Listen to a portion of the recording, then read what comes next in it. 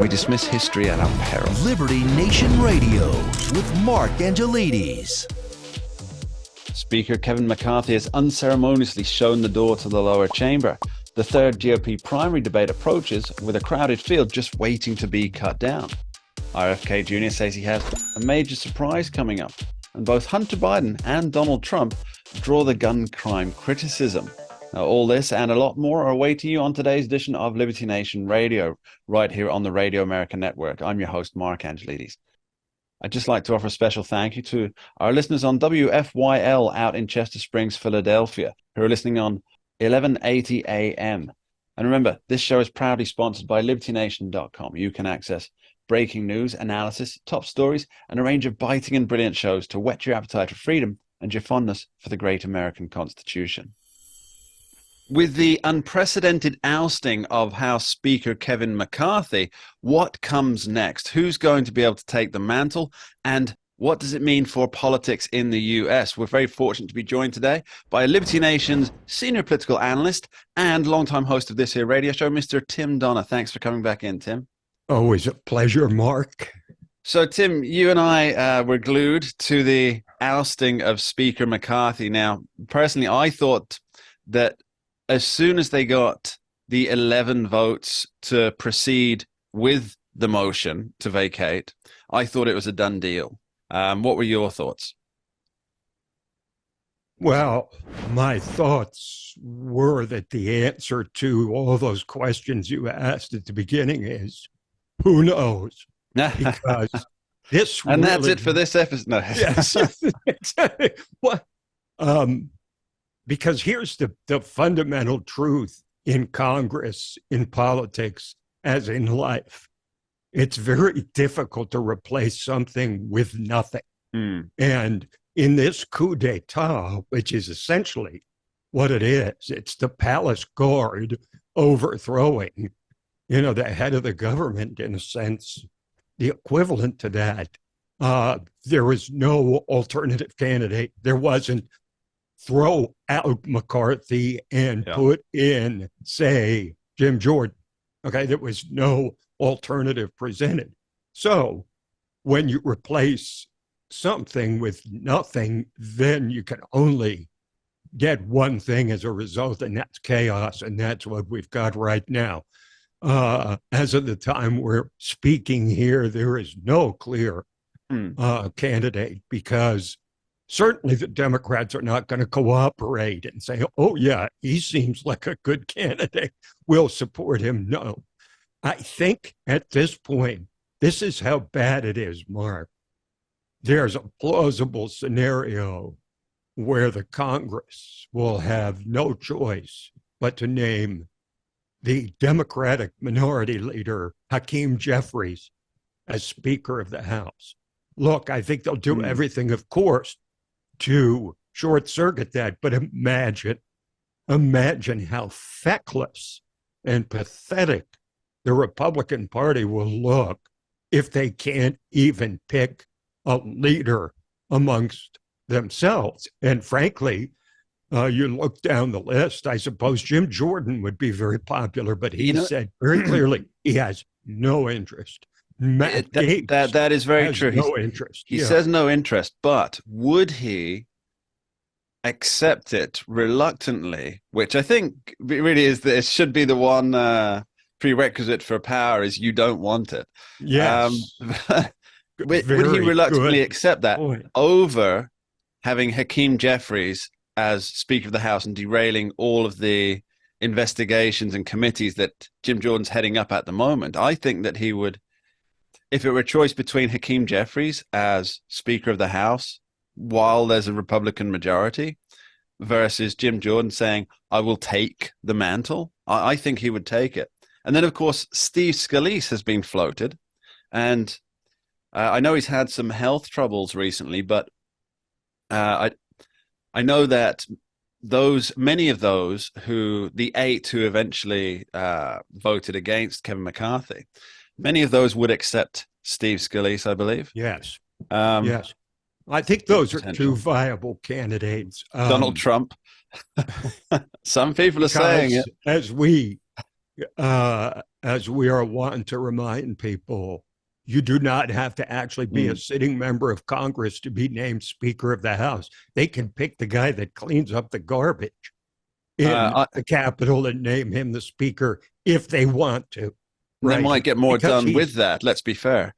He's yes, Mark, you're correct. But there's no protocol for this because it's never happened before. We haven't even had a challenge really to a sitting speaker in more than 100 years. Yeah, so, 1910, I think it was, wasn't it? Just like, so you have a Republican Party with a likely presidential candidate who's been indicted 4 times and is currently involved in 2 or 3 more civil cases. So we're talking a full-time defendant as your presidential nominee. And now a majority in the House of Representatives with no representative on top, with no speaker. And so, look, Jordan and Scalise are probably the 2 most obvious. Both of them wanted about as much as the plague. However, I think it's going to be depicted exactly like it did to Paul Ryan. Yeah. Paul Ryan was a policy wonk. He was a leading thinker in the conservative movement.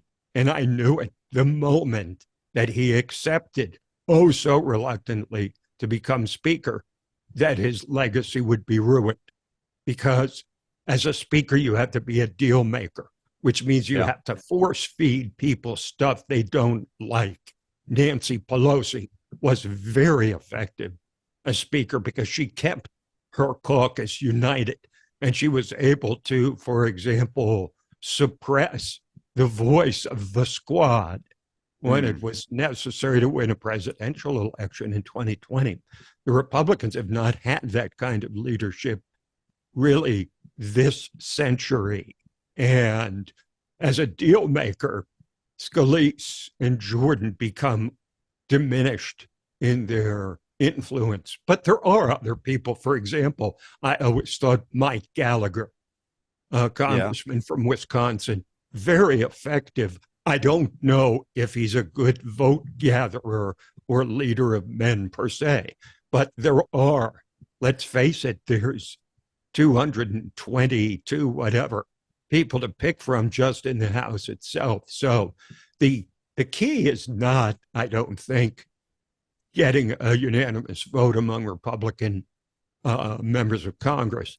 What it is finding a candidate who could attract a unanimous vote. Yeah, it's a tricky balancing situation. It's really not helped by the minority leadership, and of course it wouldn't be helped because they're just determined to cause as much chaos and make as much hay as they can, whilst the Republican Party is creating its own chaos, or its own vacuum, perhaps is the right way to put it. And something that really stood out to me was Hakeem Jeffries. He messaged out directly after the vote. He said, House Democrats will continue to put people over politics, I'm reading this, and work together in a bipartisan way to make life better for everyday Americans. Normal boilerplate stuff. Then he goes into, it is our hope that traditional Republicans will walk away from MAGA extremism and join us in partnership for the good of the country. Now, this blew me away because 2 questions arise here. Who are the MAGA extremists that he's referring to? And are they the same people that he'd only moments ago rallied alongside with his party to vote with? That's the first one, right? Well, these MAGA extremists that he voted the same as, right? But he voted the same as MAGA extremists. You're acting shocked that there would be a floating political coalition that would be dumped the moment the usefulness of one side of that coalition had been evaporated.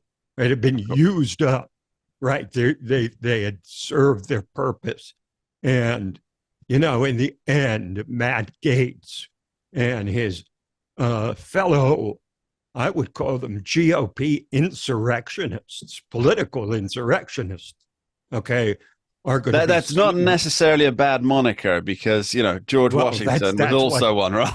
Well, that's true. Well, look, that's what Matt Gaetz wants. Yeah. He wants to be the leader of the revolution along with Trump. He wants to be the Trump of the House of Representatives.